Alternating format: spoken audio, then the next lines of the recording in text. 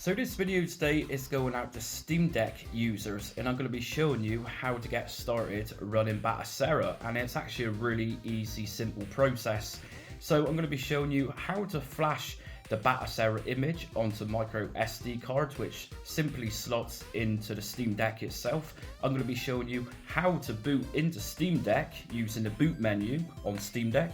And I'm going to be showing you how to add games, and for this we're going to look at a couple of different processes such as transferring your games through USB, or I'm going to be showing you another method of doing this, wirelessly transferring your games onto the Steam Deck. I'm also going to look at video settings. I'm going to show you how to set themes, and I'm going to show you a ton more things what we can do with the Steam Deck in Batocera, so check this one out.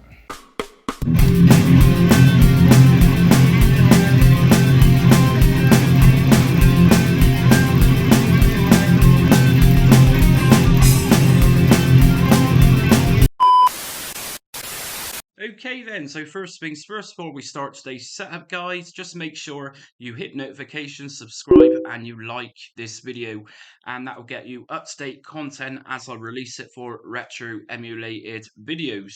So we're looking at Batocera then. So first thing I'm going to say, if you're not sure what Batocera is, it's pretty much a front end, and it runs on multiple different platforms, but in this case we're doing this for the Steam Deck. If you're interested in doing this on anything else, including Raspberry Pi, then be sure to check out my playlists. I've covered Batocera quite a fair amount of times at this point. So what we're going to do first then is actually download Batocera, and we can do this by going to batocera.org, and I'll leave the link in my description. And the latest version of this is Batocera Linux 37. So let's just click on that, and right at the top you should see download for Steam Deck. So let's just download this. And as you can see, this is now downloading. And whilst that is downloading, which can take some time, we're going to go and get some software to actually flash Batocera onto. And this is Balena Etcher. So let's just go to download Etcher. And again, this is going to be in my description, so you can download this yourself. And we got a couple of options here. Now, the one I'm going to go for is going to be the portable version. If you want to use the installer version, that's up to you, but they both work the same. Portable version is literally can contain everything into a single folder rather than installing it to your hard drive. So if you're not planning on using this very often, just do what I'm doing and download the portable version of this. So let's just download. And as we see, that's now downloading. So we're going to just wait a minute for these two things to download. Okie doke, so once we've got our downloads, we got the Balena Etcher, which is going to flash our Batocera image with, and we've also got the Batocera image itself. Now, I suggest using something high quality in terms of micro SD cards, and I'm personally using a SanDisk Ultra 128 gigabyte micro SD card for this. So let's get on with flashing it. What I'm going to do is pop this into my computer. And as we can see just here, my micro SD card is now popped up. It's 128 gigabyte, but just like a lot of manufacturers, they'll normally take off a couple of gigabyte. So what we're going to do next is open up Etcher. So just double left click on this one. Okay, so once Etcher is opened, what we're going to do is first of all go to Flash from File. So if we just left click on that one, and we're going to point this to where our Batocera image is, which is on the desktop, as we can see. So just double left click on this. And as we can see, that Batocera image is now mounted into Etcher. And the next thing we're going to want to do is pop in the micro SD card at this point, and just be sure this is the micro SD cards that you want to use. If it's come up as the wrong one, then just go to change and then just select the micro SD cards that you want Batocera flash to. So in my case, I've only got one SD card inserted, so I'm going to just select this one, which is SDXC, and then simply just left click on flash. And if you get a little pop-up saying Windows Command Processor, do you want to make changes, just go ahead and left click on yes. And just give this bit of time. As we can see, Batocera image itself is pretty big for Steam Deck. It's just over 8 gigabytes. So just let this do a thing.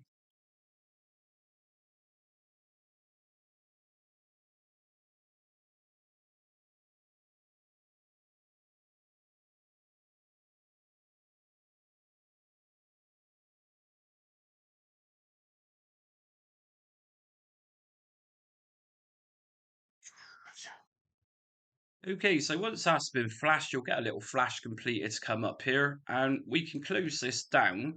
And I'm going to turn my computer off now and go back over to my Steam Deck. So I'm back on the Steam Deck, and I've now got my micro SD cards, which is the SanDisk Ultra.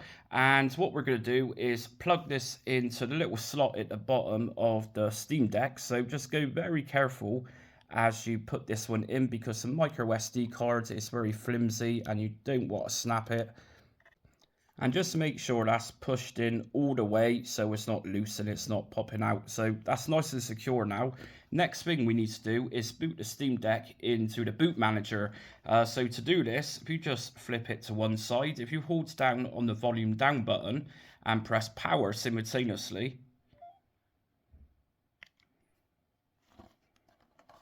and there we go, we're now into the Steam Deck's boot manager, and by pressing on the D-pad, just go right down to the bottom, as it is in my case, and you're going to see your SDMMC card, and just select this one by pressing A.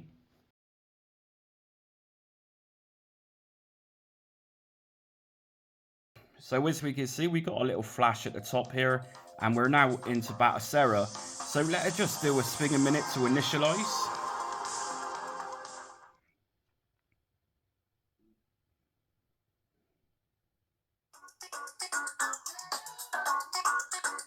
And that's it, we're now into Batocera, and what I'm going to do next is suggest that you connect this to Wi-Fi so we can do other bits and pieces, such as connect it to a computer to transfer games, download themes, and make sure Batocera is always updated. So if I press the top button just here, this is going to bring us into the Batocera main menu. And if we just go down to where it says network settings and press A on this, we can then connect to Wi-Fi. So obviously just go down to enable Wi-Fi, which is at the bottom. So it's now a case of going down to Wi-Fi SSID and just selecting your network. So here's mine, and then we're just going to put in the passwords for your network. And once you popped in your password, just press back. Wi-Fi enabled, and if you can see right at the top just here, we now got the Wi-Fi up here. So let's just back out of here. So what I'm going to do first is show you how to download themes. So this one's pretty bland at the moment, it's pretty basic. So if we go to the main menu by pressing that button at the top there, we can go down to updates and downloads, themes, and from themes we got a host here of different themes we can download, and it's a simple case of just selecting one of these and pressing A on it for its download. One I do recommend using is this one just here, the CCAR book. So install, press A on this, and as we can see at the top, it now says downloading. And everything you do on this is being stored onto the micro SD card. So your SteamOS on your SSD on the Steam Deck itself isn't going to be effective. Everything is going to your micro SD card. And once that's been downloaded, to install this, if we just press B on the Steam Deck, and again, if we go up to user interface settings from here and use theme set, so just press A on theme set, and here's our new theme we just downloaded, CCAR book, so press A on that, press back, which I'm pressing B, and here we go, we now got this really awesome carousel theme going on. So next thing I'm going to do is actually show you how to transfer games wirelessly. So I'm using my computer again for this, so I'm going to head over there now. So very briefly on the Steam Deck, for systems that do need BIOS files, the easiest way to figure out which BIOS files you need is if we just go to main menu and from here select game settings. If we go right to the bottom, go to missing BIOS check, and just here it will give you the whole list of which BIOS files are needed for Batocera. So in this case, I'm going to be doing the PS1. And if we just scroll down quite a lot on this one, because it's all in alphabetical order, we'll find exactly which files it is, BIOS files we need to power the PS1 games. And here we go, we're finally here. So PS1 is actually listed as PSX. And this is the files we're going to need for PS1 games. So there's quite a lot here. So Whenever you're looking for a system and things don't work, always be sure to check on the BIOS check, and that's likely why your games aren't running, because it does need BIOS files. So I'm going to go back out to the computer and I'm going to show you how to transfer these across. So back on my computer again, we've now got the files, the BIOS files for PSX or PS1 on Batocera, and I'm also going to be using the game Crash Bandicoot as an example. Now, bear in mind, some CD-based games are going to normally be in .bin and .q file extension. Other file extensions, such as .chd, are going to work really well, and they're probably more recommended. .chd games are actually smaller in size, so that's going to save you some more space on your SD cards. So what I'm going to do then for PS1 is its example is first of all go into the Batocera share BIOS folder, and from here what I'm going to be doing is just dragging those requested PSX BIOS files inside of this BIOS folder like I'm doing here. And then if we come out of the Batocera BIOS folder and go down to ROMs, under ROMs, we're going to go back down to PSX. Now, my Crash Bandicoot game is actually in a folder, and as we can see inside here, we got .bin and .q. So I'm going to leave this in the folder and just drag this into my ROMs PSX folder.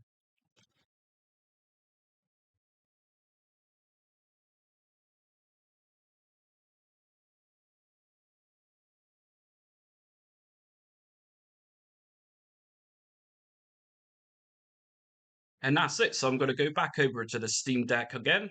So back on the Steam Deck, we're going to notice that we just transferred the games, but we can't see them. They're not actually on there. So to do this, to make them appear, we're just going to press this button at the top and main menu appears.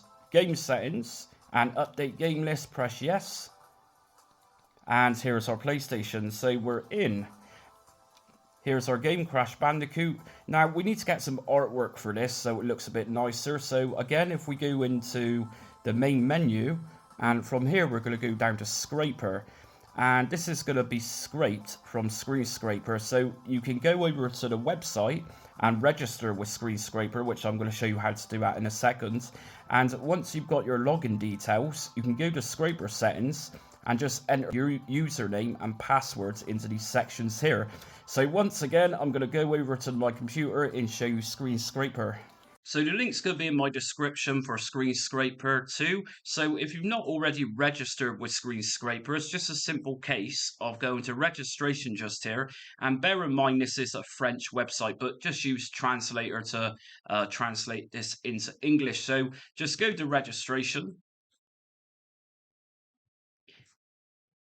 And if we just scroll down, you can pop in a nickname or a username for your account with a password. Just pop your password in again and put in your email address. What Screen Scraper admin will do is sign you up, register you, and you can then use your username and password on Batocera for your Steam Deck. So it really is that simple. And just to make you aware, Screen Scraper is absolutely free. You can pay a little bit extra to get more artwork and preview videos downloaded, but generally you get everything for free without paying. There's quite a lot there you can use for the free accounts. So once you've got your Screen Scraper user and password ready to go, just go down to Scraper and Scraper settings, and obviously put your username and password at the bottom like I've done already. And we got some options here. So image source, I always suggest going with a box 3D on this one. That will give us a nice perspective of a retro game in a 3D format. Box source, leave this to 2D, box 2D that is. Logo source, I'm going to leave this wheel. And video is if you want to have video previews of your games to accompany them with their artwork. So select yes for this if that's what you want. Fan art, I'm going to put yes for this one. If we go down a bit further and just push yes on manual, that will give us a manual, of course, for our games, as well as some information on them. And go to back and scrape now. And there we go. It then says scraping at the top, which is good. And once the scrape is finished, we're going to need to update the game list like it says. So to do this, we're just going to go back again and back to the main menu, up to game settings and update game list. Press A on your Steam Deck for this and press on yes. And here we go. So we now got a preview video and the cover art for Crash Bandicoot, which is pretty cool.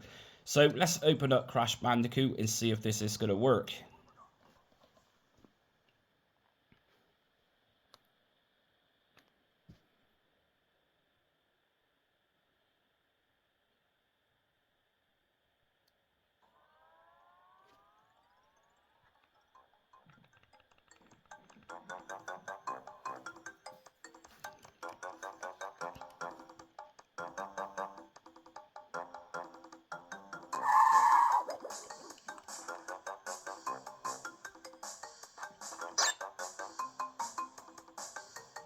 Now you'll notice this has got what's called a decoration around the side. We can actually disable this and make things look a lot better, which I'm going to show you how to do in a minute.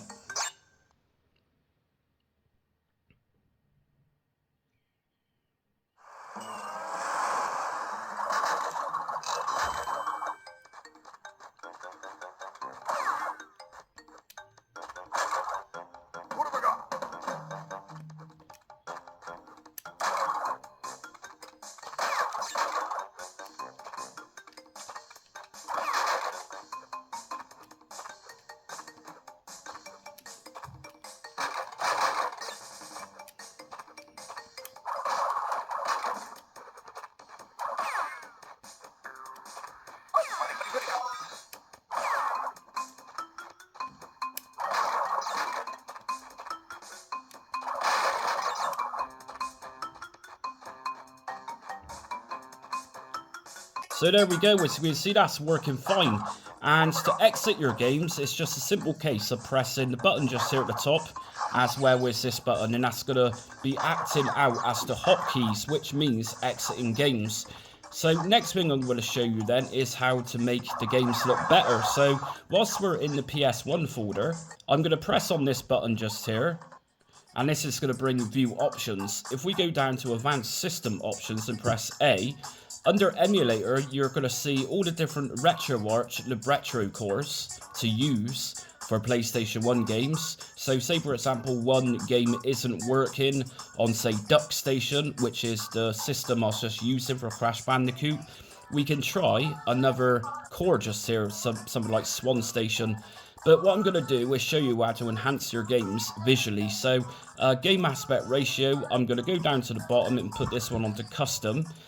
Game rendering and shaders, I'm going to put shader set onto enhanced. So shader sets are literally going to make your games look very odd and very good. So an example of this is curvature shader set, which will make it look like an old school CRTV image, but I'm going to use enhance for this.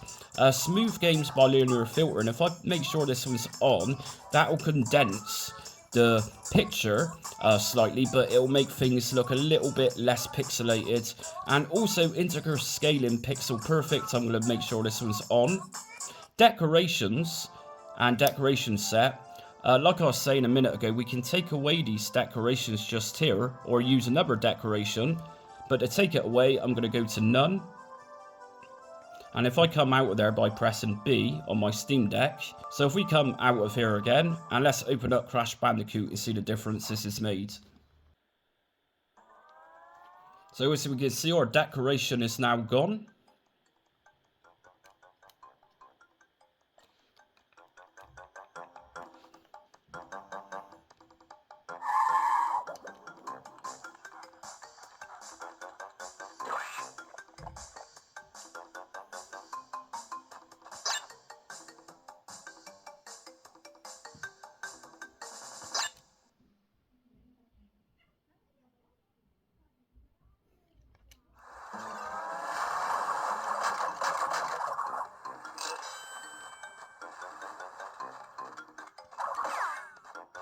So next up, I'm going to show you how to transfer your games using USB. So as we can see just here, I've got this attached to my Steamdeck, and this is a multi-USB plug, which is highly recommended if you're doing this type of thing.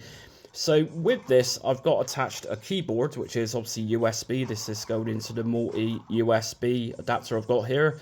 I've got a SanDisk USB drive, thumb drive, which has got a game on it. And I've got my Raspberry Pi 400 mouse. So if this is the way you want to put your games on it rather than network it like I showed you earlier, just make sure everything's connected, and all we're going to do is press F1 on the keyboard. And as we can see, you can start adding some games. So for this, you can actually use the Steamdeck touchscreen, but to actually get inside into this menu, then you do need a keyboard, so we can press F1.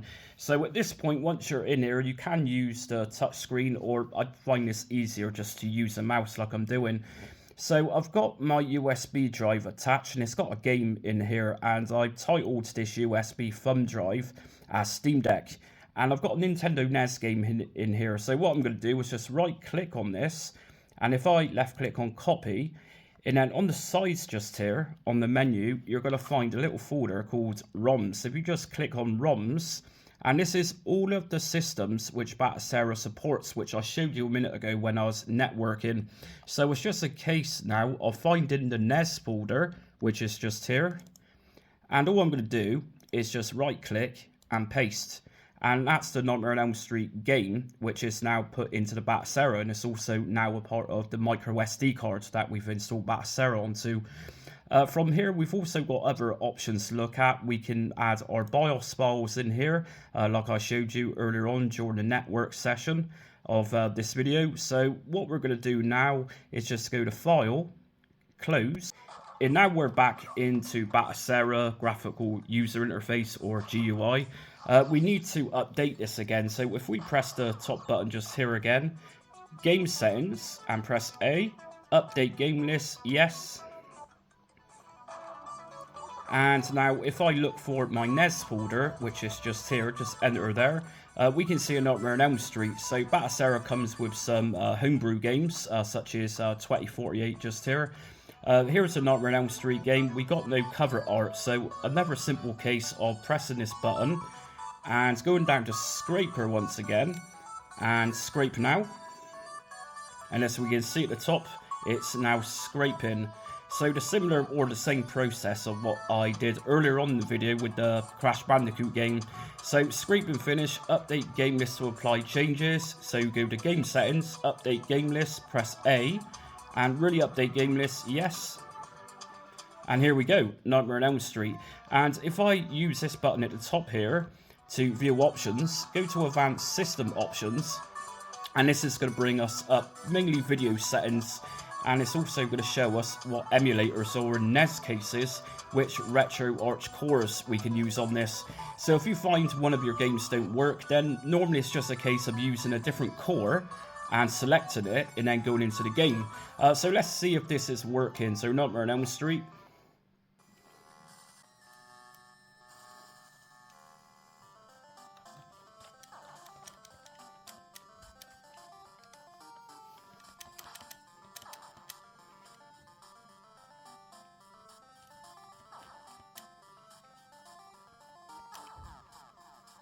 So yeah, not too good at this game. So let's exit this. So again, to exit your games, the hotkeys, as they're known as, is these two little buttons at the top. So press both of these together, and that's going to bring us back into Batocera. And obviously B is going to take us back out into the main menu. And the last thing I'm going to show you is how to use Retro Achievements. So if you're not sure what Retro Achievements is, it's pretty much a website which gives us points and puts us on a scoreboard for games that we're playing. I'm going to show you that on the website, and I'm also going to leave a link in the description so you can sign up for Retro Achievements. But we need to activate it first on Batocera. So to do this, we're going to go down to, we're going to go into game settings, and right at the bottom, we're going to see Retro Achievement settings. If we go in here, just make sure Retro Achievements is switched to on. And now I'm going to go back over to my computer and show you what Retro Achievements is about. So this is Retro Achievements, and just like Screen Scraper, this is absolutely free to sign up. You'll find more information on this website. But as we can see just here, there's 3,601 so-and-so achievements. achievements unlocks, you'll find a lot of statistics on here, and users of retro achievements seem to be getting larger by the day at the moment. It's very popular, and we can even see from here who's actually playing what at the moment, where it says active players. Currently online, as of recording this video, there's quite an impressive 1,229 players. Like I said, in the infancy of retro achievements, it wasn't that popular, but I'm glad it's becoming something now. So just like Screen Scraper, we're going to go to sign up. And it's another case of just popping in a username, email, confirm your email and type in a password, do the security check here or you're a robot, blah, blah, blah. And just click on agree to terms and conditions. And what Retro Achievements will then do is send you over an email to finish off your registration. And you're then going to use that username and password to put that into your Steam Deck. So that's it. Once you've got your username and passwords confirmed by Retro Achievements, you can just enter in your username into the username section, also your passwords. And under options, we got various different options here which we can use with Retro Achievements, such as hardcore modes and so on and so forth. But just be aware, not every game you put onto the Steam Deck through Batocera is going to be compatible with Retro Achievements. That's going to be a case of researching or looking at the Retro Achievements website to see which games it supports. And as we can see, it says indexing completed. So what we're going to do is just go to back to main menu, game settings, update game list, yes. Now, technically, Retro Achievements, once you've signed into this, would have seen or corresponded the games you got with what they've got on their database. So some of your games, in your case, not mine so much because I've only got a couple on here, but some of your games you put in will likely be registered and ready to earn Retro Achievements. It is quite a cool little system. Once you earn a Retro Achievement, you'll just get a little pop-up with a little sound sometimes saying you've earned this, you've earned that. It's pretty fun and a really cool feature that I recommend for retro gamers out there. And lastly, what we're going to need to do then, if you're using another operating system on your Steam Deck, to exit out of Batocera, the correct way is just go to main menu, go down to quit, and shut down system. And yes, never just turn it off by pressing off the power. You'll likely get a corrupt SD card after some time. And obviously, if you're using another operating system such as Steam OS, which is installed on your SSD, then it's just another case really of just keeping your finger down on volume down whilst pressing on the power button simultaneously. And that's going to bring us back into the boot manager. And once we're in the boot manager, you can then select whichever operating system it is you was using to begin with. So Steam OS. So that's it for today's Batocera and Steam Deck setup guide. I can appreciate there's a lot of information to take in using this really awesome front end on Steam Deck, but after some time you'll get used to it and it will become much easier. So like I said at the start of the video, if you're new to my channel or you like what you see today, hit notifications, subscribe and like, and also be sure to check out my many other emulation related videos I've got on my channel here, just Jamie. And be sure to check me out on social media. I'm on Facebook, Instagram, Twitter and TikTok, and also consider donating to my channel just to make it that much better, where I can start buying in extra different platforms and devices to cover here on my channel. But anyways, as always, stay retro.